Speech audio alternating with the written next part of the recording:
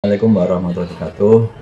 Saya Ketua Panitia Konferensi Cabang Nahdlatul Ulama Kabupaten Negeri menyampaikan kepada warga NU di Kabupaten Negeri bahwa pelaksanaan konfercap berjalan dengan baik, lancar, tidak ada halangan apapun. Akan tetapi pada hari yang kemarin saya terkejut dengan adanya surat dari PBNU yang menyatakan bahwa ketua terpilih harus diganti atau diadakan konferensi cap ulang. Padahal pada saat konferensi cap yang hadir pada saat itu juga ketua PBNU dan Katib Suriah PBNU yang memimpin langsung, dan administrasi persyaratannya juga sudah diteliti dan tidak ada masalah dan dinyatakan bisa dilanjutkan. Namun surat yang datang itulah yang menjadi saya jadi terkejut. Mengapa demikian? Karena sudah lama kita nanti SK-SK nggak datang, ternyata yang ada adalah surat cinta yang berujung untuk mengadakan konferensi ulang. Padahal konferensi ulang itu tidak semudah yang dibayangkan. Harus mendatangkan MBC, mengadakan surat undangan, membuat LPJ kembali. Maka dari itu teman-teman, khususnya panitia konferensi, kami tidak habis pikir. Monggo kalau nanti ada konferensi, siapa yang akan melaksanakan? Begitu berat bagi kami, terutama di Wonogiri. Kalau PBNU mau mengadakan silahkan, mengadakan sendiri, mengajak kepada MBCB yang mau, dan kami terserah. Yang penting kami menyampaikan bahwa pada saat konferensi kita ada calon 3 yang memenuhi syarat adalah 1, sehingga ditetapkan secara aklamasi, yakni beliau Bapak Haji Mubarok. Dan ternyata tidak tahu kenapa kok ada surat yang muncul hari kemarin. Monggo teman-teman disikapi nggih, saya tidak akan berpolemik dan mempunyai usul-usul, tapi saya serahkan semuanya. Terima kasih. Assalamualaikum warahmatullahi wabarakatuh. Sebenarnya dari awal kami sudah mempunyai firasat akan terjadi hal seperti ini, karena dari awal saya sering mendapat suatu WA dan lain sebagainya dari baik itu orang PB maupun orang-orang PW ya, pada saat awal adanya saya mengeluarkan instruksi. Nah, kemudian setelah satu hari sebelum konferensi perjalanan saya pulang dari Cilacap, saya ditelepon oleh salah satu bendahara PB yang menanyakan, kalau manggil saya kan telepon lewat telepon, halo ketua, apakah ketua mau maju lagi? Nah, saya jawab, Kiai Faisal Fahmi Akbar ya, pada itu Fahmi Akbar telepon kepada saya, apakah mau maju lagi? Ya, maju apa? PCNU, saya jawab. Saya nggak sampai hari ini tidak punya niat untuk maju kembali, karena saya sudah 3 kali dan mau 4 kali ini menjadi ketua PCNU. Tapi yang nggak tahu, nanti kita tunggu rekomendasi dari para pengurus MWC, karena yang punya hak suara adalah ketua MWC. Saya selaku kader NU, apabila mendapatkan amanah perintah kapanpun dan sebagai apapun, saya selalu siap dan tidak bisa menolak. Kalau ketua mau maju lagi besok menemui Kiai Miftah Fakih yang akan datang ke sana sama Gus Aun. Terus saya jawab iya, tapi saya menemui biasa paginya ketika pas hari H datang ke lokasi konferensi cabang. Saya menemui beliau biasa menyambut sebagai tamu dari PB, saya sambut, tapi saya tidak berbicara terkait telepon yang disampaikan oleh Kiai Fahmi Akbar tadi kepada saya. Namun sebelum menjelang malam hari menjelang hari H, memang ada salah satu pengurus PWNU yang meminta saya agar berkoalisi dengan salah satu kandidat yang diusung oleh PBNU, karena mereka sudah punya suara 17. Jenengan sudah tidak punya suara, Mbok Yo bergabung saja loh. Saya kan juga nggak akan maju, belum tentu saya maju. Saya dari dulu sebagai ketua NU yang ketiga periode maupun keempat ini, saya tidak pernah mencalonkan diri saya sebagai ketua. Makanya saya nggak mau untuk koalisi, wong saya tidak maju. Lah, kemudian pada hari H ya, pada hari H-nya pada pelaksanaan memang sudah ramai pada saat itu, termasuk pada dalam tatib, pembahasan tatib. Kemudian di situ ditetapkan bahwa bakal calon bisa maju ke babak berikutnya, ke pemilihan manakala didukung minimal oleh 5 suara. oleh 9 suara pada waktu itu. Ada 3 calon yang maju, yang 2 mendapatkan 55, kemudian saya mendapatkan 15. Artinya hanya 1 calon yang bisa maju untuk tahap berikutnya, cuma saya. Maka karena kedua calon tidak memenuhi syarat minimal suara, yaitu 9, maka saya ditetapkan sebagai ketua secara aklamasi. Nah, kemudian tim formatur, ketika ada pembentukan tim formatur ini, saya dibisiki oleh salah satu Khatib Suriah, ya, Khatib Suriah yang datang ke situ. Tolong ketua PBNU dimasukkan tim formatur biar SK-nya cepat turun. Saya masukin tim formatur itu. Tim formatur saya masukin, kemudian salah satunya yaitu ketua. Sebenarnya di dalam aturan itu tidak ada ketua PBNU masuk dalam tim formatur. Tim formatur biasanya diambilkan 7 orang, yang 1 adalah Rois terpilih sebagai ketua tim formatur, kedua ketua Tanfidia sebagai sekretaris formatur, kemudian yang 5 ada diambilkan dari yang dari perwilayah dan ditambah dengan pengurus lama. Namun pada hari itu tim formatur minta 1 dari PBNU. 1. Kedua, sebelum pemilihan saya sampaikan bahwa salah satu persyaratan yang harus dipenuhi pada saat itu adalah minimal sudah pernah menjadi pengurus baik NU maupun badan otonom. Kedua, sudah memiliki sertifikat PMKNU, Pendidikan Menengah Kader Nahdlatul Ulama. Itu persyaratan wajib. Calon ketua PCNU itu wajib memiliki persyaratan itu, dan tentunya saya juga dimintai persyaratan oleh pimpinan sidang, yaitu PBNU sendiri selaku pimpinan sidang. Saya serahkan persyaratan sudah memenuhi syarat, dan akhirnya pada proses pemilihan itu saya aklamasi menang. Kemudian rapat tim formatur selesai, tidak ada masalah, saya suruh buat berita acara, sudah saya kirimkan. Kemudian 5 bulan nggak ada kabar. Terus saya telepon, oh belum, masih di UKK untuk sedang diverifikasi. Kemudian di UKK verifikasi sudah ditandatangani oleh ketua umum sama sekjen. Terus sudah ditandatangani lagi oleh Khatib, tinggal Rois Am. Nah, ini Rois Am kemarin siap untuk menandatangani, tapi PCNU Wonogiri harap melaksanakan pendidikan dasar kader Nahdlatul Ulama, PDPKPNU siap, saya laksanakan. Saya langsung penuhi apa yang diinginkan oleh salah satu ketua yang memimpin sidang di Kabupaten Wonogiri. Kemudian ketika dipenuhi, 1 minggu berikutnya juga nggak ada kabar. Saya telepon lagi, gimana Kiai, ini kok belum ada kabar? Wah, ini jenengan katanya kemarin waktu Jatman katanya mengepung Kongres Jatman di Donohudan. Yang bilang siapa Kiai? Ya ada. Batu yang bilang tuh nggak jelas, nggak cek orangnya. Wong saya itu Kongres Jatman justru saya telepon-teleponan dengan Kiai Fahmi Akbar. Kiai Fahmi Akbar minta untuk berkoordinasi dengan PCNU Solaria untuk membantu kaitannya dengan konsumsi baik untuk peserta maupun para penggembira. Saya koordinasikan dengan PCNU Solaria, kemudian Klaten juga membantu 2.000 kopi dan 2.000 mangkok bakso. Kemudian saya bagi lainnya adalah nasi Solo Raya 7 itu. Saya kirim, saya bagi-bagi. Memang saya juga minta izin Laskar untuk membantu pelayanan di Donohudan. Saya sampaikan kayak gitu, saya nggak mengepung, saya membantu memberikan pelayanan kepada peserta dan penggembira yang datang ke Kongres. Saya banyak itu dari Laskar, dari Demak ada, dari berbagai kabupaten ada, membantu mengamankan jangan sampai ada diganggu Kongres Jatman. Saya nggak mungkin mengganggu, wong saya itu anti Habib, mau syarat mengganggu kaitannya dengan Jatman, kayak gitu. Saya pun ketika mengirim orang-orang PBI ke situ pasti izin dengan ketua panitia. Nah, ketika Laskar ini sedang jaga, kemudian saya ditelepon oleh Kiai Fahmi Akbar, Rois Am tidak berkenan, mohon ditarik mundur pasukannya. Saya tarik seperti itu. Jadi saya tidak mengepung, tapi justru saya membantu panitia dalam rangka untuk mensukseskan muktamar. Oh yaudah, kamu nanti tak sampaikan kepada Rois Surya, terus Rois Am. Kemudian 1 minggu lagi berikutnya, terus saya diminta membuat surat pernyataan pengunduran diri dari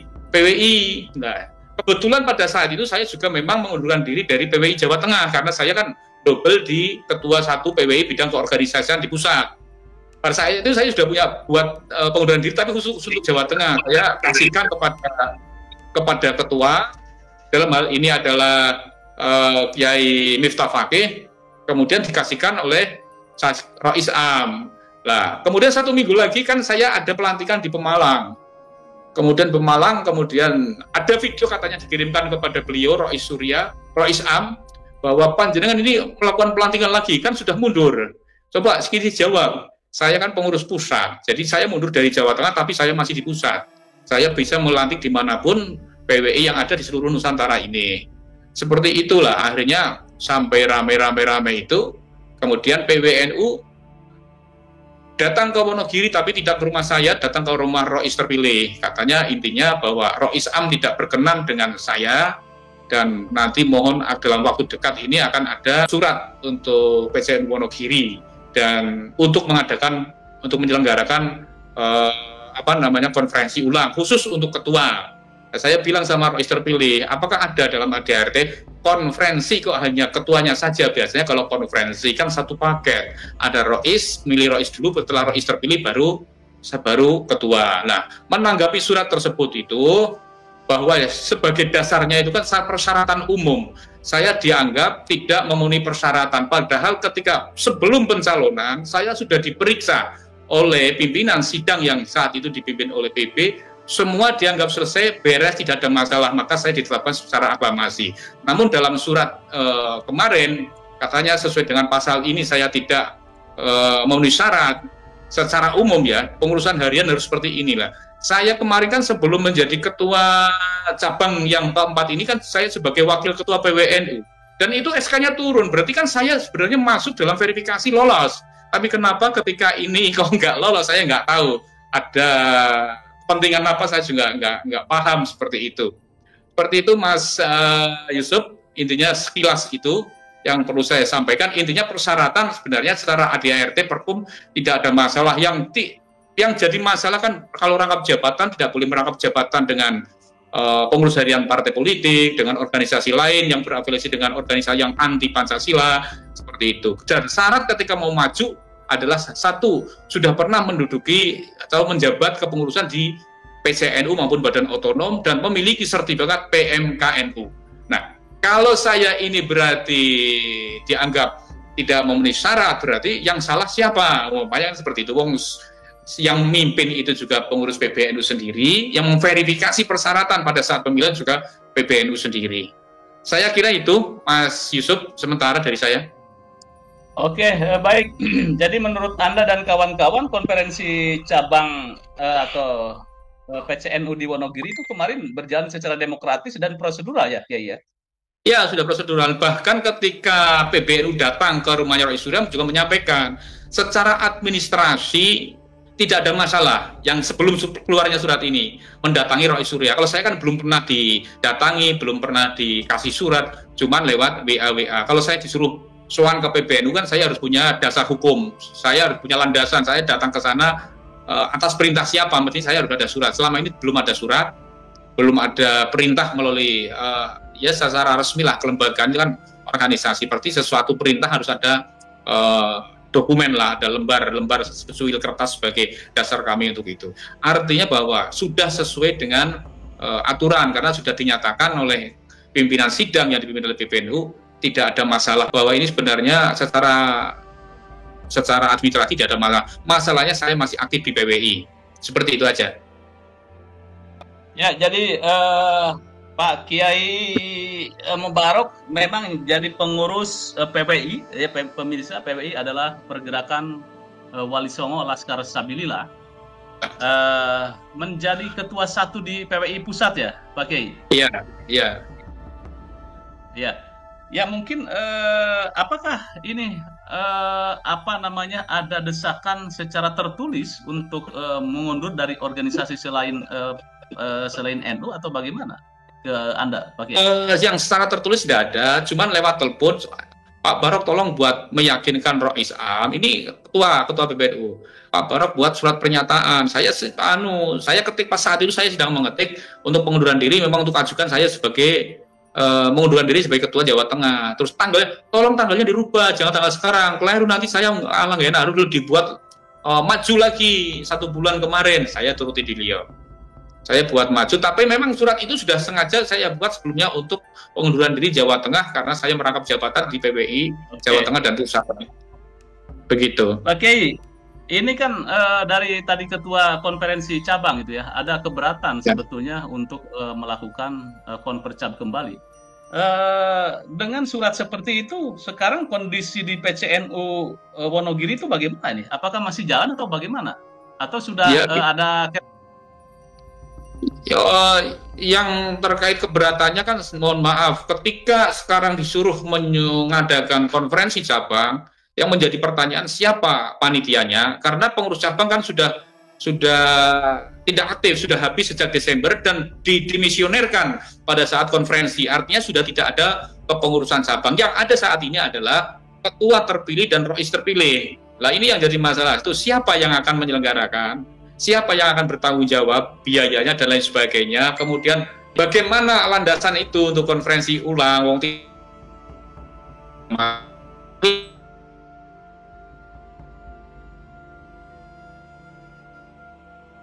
agak sedikit terkendala. Sebelum kemarin kan ada surat instruksi itu, salah satunya kan itu poin-poin 3 yang menganggap, lah itu sebelum poin itu kan tidak ada masalah. Kemudian surat instruksi itu datang, ternyata ada surat lagi, yaitu surat terkait untuk konferensi cabang. Tapi saya sebenarnya dari awal saya sudah meratakan ini file pasti saya kan nggak mungkin lah, pasti PBNU akan punya calon sendiri. Tapi teman-teman, ada maju aja Pak Barok, maju aja, tenang. Kayak gitu teman-teman. Makanya saya baik. Tapi dengan adanya surat untuk konferensi ulang itu ya, apakah Anda dan kawan-kawan menerima atau tidak ini? Ya secara tidak menerima, karena itu dasar landasan yang dibuat surat itu kan pasal ini tidak ada hubungannya, nggak ada korelasinya dengan persyaratan menjadi ketua. Itu persyaratan secara umum. Ketika persyaratan menjadi ketua, pemilihan itu sudah jelas, cuman sudah pernah menjabat sebagai pengurus NU maupun badan otonom maupun lembaga, kemudian sudah pernah mengikuti PMKNU bagi yang cabang. Itu saja. Sehingga teman-teman ya nggak bisa menerima itu, nggak bisa menerima kaitannya dengan surat untuk konferensi ulang kayak gitu. Sebenarnya ada istilah subkultur pesantren, ada istilah subkultur Nahdlatul Ulama, Mas Yusuf. Subkultur pesantren itu sudah pernah disampaikan oleh Gus Dur, dan itu juga ada di buku Tradisi Pesantren karya Profesor Dr. Zamah Salih Dhofir, yang di situ ada kiai, ada masjid, ada madrasah, ada pesantren, ada santri. Yang itu tidak akan saya bahas di sini, karena kita sudah berulang kali membahas itu sampai sangat kita pahami bersama. Tetapi melihat apa yang disampaikan oleh Dr. Ibu tadi menarik, karena memang tidak semua yang berada di struktur Nahdlatul Ulama saya kira memahami kerangka dasar yang disampaikan oleh Dr. Ibut, yang saya sebut dengan istilah subkultur NU, Mas Yusuf. Jadi ada subkultur pesantren, ada subkultur NU. Nah, seperti apakah subkultur NU itu? Subkultur NU itu mengacu pada kelompok-kelompok dalam organisasi Nahdlatul Ulama yang memiliki ciri yang berbeda-beda dalam konteks keberagamaan, dalam konteks sosial, kebudayaan. Masing-masing kelompok-kelompok tersebut di dalam organisasi Nahdlatul Ulama itu memiliki kekhasan atau local wisdom yang berbeda-beda, bisa saja sama, tetapi tidak menutup kemungkinan akan terjadi kekhasan yang berbeda. Tetapi kesemuanya itu masih dalam koridor Ahlus Sunnah wal Jamaah. Nah, kerangka teoritis berada dalam koridor Ahlus Sunnah wal Jamaah itu seringkali disampaikan oleh para ulama, oleh Kiai Haji Said Akhil Siraj, dan beberapa kali juga kita sampaikan dalam konteks fikih mengacu pada madzhabul arba'ah, dalam konteks tasawuf mengacu pada Al-Imam Abul Qasim Junaid Al-Baghdadi dan Al-Imam Abu Hamid Muhammad bin Muhammad Al-Ghazali dalam konteks ilmu kalam mengacu kepada Al-Imam Abu Hasan Al-Asy'ari dan Al-Imam Abu Mansur Al-Maturidi. Itu koridornya di situ. Tentu saja namanya subkultur NO yang tadi saya sebutkan dalam mengacu pada kelompok-kelompok dalam organisasi NO yang masing-masing memiliki ciri kekhasannya, yang kesemuanya itu tidak berada dalam naungan koridor Ahlussunnah wal Jamaah, yang masing-masing memiliki kekhasan local wisdom yang berbeda-beda. Nah, itu tidak menutup kemungkinan ada di pesantren. Nah, jadi kalau pesantren yang misalnya yang saya kelola, yang dikelola oleh beberapa kiai, itu subkultur pesantren, masing-masing punya gaya sendiri-sendiri. Tetapi di situ juga ada pesantren besar yang disebut NO, Mas Yusuf. Nah, pesantren besar ini di bawahnya ada pesantren, kemudian tadi saya catat itu ada NO kultural, ada NO struktural, ada NO di pesantren, ada NO di Sunda, ada NO di Kalimantan, ada NO di Batak misalnya, ada NO di Sudan, ada NO di Australia, di Barat misalnya, ada NO di Jawa misalnya, Mas Yusuf. Yang kesemuanya itu bagi yang berada di struktural itu mesti harus memahami, karena NU struktural akan paling tidak akan menjadi penyerang atau dalam posisi sebagai penjaga gawang, tetapi memiliki peran yang sangat vital dalam subkultur NU itu sendiri, Mas Yusuf.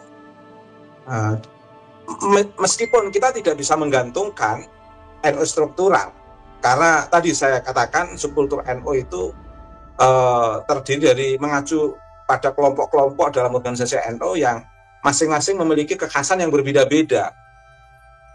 Nah, kelebihan di NU struktural itu adalah seharusnya mampu memahami subkultur NU yang saya katakan tadi, sehingga dia betul-betul menerapkan konsep wasyawirhum fil amri wa amruhum syura bainahum. Wa amruhum syura wasyawirhum fil amri artinya adalah membuat satu rumusan konsepsional bermusyawarah terkait dengan kebijakan-kebijakan elit PBNU, itu suatu keniscayaan yang bisa dimaklumi bersama. Namanya sebuah organisasi tentu punya kebijakan-kebijakan yang bersifat internal antar para pemimpin, tapi tidak boleh melupakan wa amruhum syura bainahum. Tidak boleh melupakan itu. Artinya apa? Ada sebuah urusan di antara subkultur NU tadi itu. Ada NU Sunda, Jawa, ada NU struktural, ada NU kultural. Di antara subkultur NU itu tadi, itu betul-betul harus diakomodir. Wa amruhum syura bainahum. Sebagai studi kasus misalnya di Wonogiri, punya local wisdom, kearifan lokal, bagaimana masyarakat Wonogiri memilih pemimpinnya.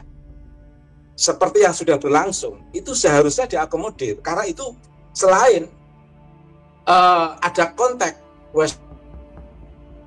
karena memang itu memiliki jalur struktural dengan PBNU, tapi PBNU juga tidak boleh melupakan wa amruhum syura bainahum, sehingga betul-betul memahami local wisdom atau kearifan lokal masing-masing kelompok dalam NU yang pada prinsipnya masih satu koridor Ahlussunnah wal Jamaah, sehingga betul-betul memiliki kehendak kuasa yang bijak, yang penuh kearifan. Karena harus dipahami, harus kita pahami, Mas Yusuf, bahwa suatu hal yang sangat wajar dalam hidup itu setiap individu memiliki kehendak kuasa. Saya punya kehendak kuasa, Mas Yusuf punya kehendak kuasa, atau yang sering kita sebut dengan will to power. Dr. Ribut punya kehendak kuasa, Kiai Mubarak punya kehendak kuasa, itu wajar. Tapi setidaknya will to power, kehendak kuasa itu harus diiringi dengan kearifan, kebijaksanaan. Artinya dengan kelapangan, dengan kearifan. Karena kalau kehendak kuasa tidak diiringi dengan kearifan, kebijaksanaan, itu nanti akan dihantui oleh suasana-suasana kekhawatiran dan ketakutan. Lah, pada titik kehendak kuasa yang diiringi ketakutan, khawatir, mohon maaf, karena khawatir tergusur oleh pihak lain, khawatir pihak lain itu menjadi tantangan, khawatir pihak lain itu menjadi hambatan, khawatir pihak lain itu akan menelikung, dan kekhawatiran itu terlalu besar. Itu nanti akan menjadi kehendak kuasa yang justru menjerat diri sendiri. Karena saya kira asal dua konsep tadi diterapkan, apa yang menjadi kekhawatiran dalam kehendak kuasa saya kira bisa diatasi tanpa harus melakukan langkah-langkah kebijakan yang ekstrim menurut saya. Seperti tadi, dengan cara wa amruhum syura bainahum, dengan cara wasyawirhum fil amri itu, Mas. Oleh karena itu, sebagai pengantar, penutup pengantar, dalam sebuah organisasi Nahdlatul Ulama, selain memahami subkultur NU yang saya sebutkan tadi, juga memahami arti sebuah kehendak kuasa, will to power yang penuh kebijaksanaan atau kearifan, itu harus ada visi pemberdayaan di struktural NU itu. Karena komunitas atau kelompok-kelompok dalam subkultur NU itu variatif, Mas. Di NU kultural, di NU struktural, di NU pesantren, di NU Sunda, di NU Jawa, itu variatif. Karenanya yang menduduki posisi di NU struktural ini harus memahami betul bahwa dia itu sedang mengelola pesantren besar. Pesantren besar yang bisa menjembatani komunikasi, keilmuan, transformasi kebudayaan, transformasi beberapa hal-hal yang bersifat transformatif yang betul-betul membebaskan dan mencerahkan. Bagaimana ini itu bisa berjalan dalam ruang NU subkultural. Ini seharusnya yang terfikirkan oleh mereka yang berada di NU struktural, Mas Yusuf. Sehingga ada daya, ada visi pemberdayaan. Visi pemberdayaan itu bisa dalam bentuk penguatan, bisa dalam bentuk pencerahan, pendampingan, bisa dalam bentuk perbaikan kelembagaan, bisa dalam bentuk penguatan infrastruktur, bisa dalam bentuk lain sebagainya. Bahkan saya sampai detik ini, saya belum membaca sekuat karakter, mohon maaf ini tidak membanding-bandingkan dalam konteks negatif, tapi dalam konteks fastabiqul khairat menurut saya, PBNU belum nampak secara utuh bagaimana pemberdayaan di tengah masyarakat pesantren. Justru PKB dalam konteks ini sebagai partai politik memiliki kekuatan yang luar biasa, kepeduliannya terhadap pesantren yang akhir-akhir ini kegiatannya bisa saya baca, yang saya kira itu sudah bisa kita ikuti bersama. Ini salah satu contoh, maksud saya ingin sebagai bagian dari sosok yang berada dalam subkultur NU dan menjadikan NU ini sebagai pesantren besar, itu betul-betul saya ingin melihat sosok NU struktural ini betul-betul memiliki visi pemberdayaan dalam ruang lingkup subkultur NU, sehingga betul-betul bisa memberdayakan kelompok-kelompok dalam NU yang memiliki berbagai variasi ciri kearifan lokal yang berbeda-beda, yang berada dalam koridor Ahlus Sunnah wal Jamaah, yang betul-betul bisa menggerakkan transformasi sosial budaya masyarakat, keberagaman masyarakat, yang betul-betul membebaskan dan mencerahkan. Nah, kalau ini betul-betul terbangun secara kuat, saya kira tidak akan terjadi fenomena yang sebagai studi kasus dalam podcast kita malam ini yang dialami oleh Kiai Mubarak, Mas Yusuf. Karena ini belum saya temukan, maka ya saya memaklumi, dan ini sesuatu yang saya kira keputusan yang ekstrim sampai membatalkan local wisdom atau kearifan lokal warga Nahdliyin Wonogiri, baik yang struktural maupun yang kultural. Kalau kultural berpartisipasi bersama-sama dalam membangun pemberdayaan, pembebasan dan pencerahan masyarakat. Kemudian tiba-tiba di situ ada Kiai Mubarak yang terlibat dalam gerakan transformasi itu, yang kebetulan berada dalam struktur NU, yang tidak, dalam tanda kutip, tidak direstui dengan beberapa latar belakang yang tadi disebutkan, kemudian akhirnya harus dibatalkan dan akan pemilihan ulang. Ini kan sebuah fenomena yang ekstrim menurut saya, Mas Yusuf. Terima kasih, Mas Yusuf.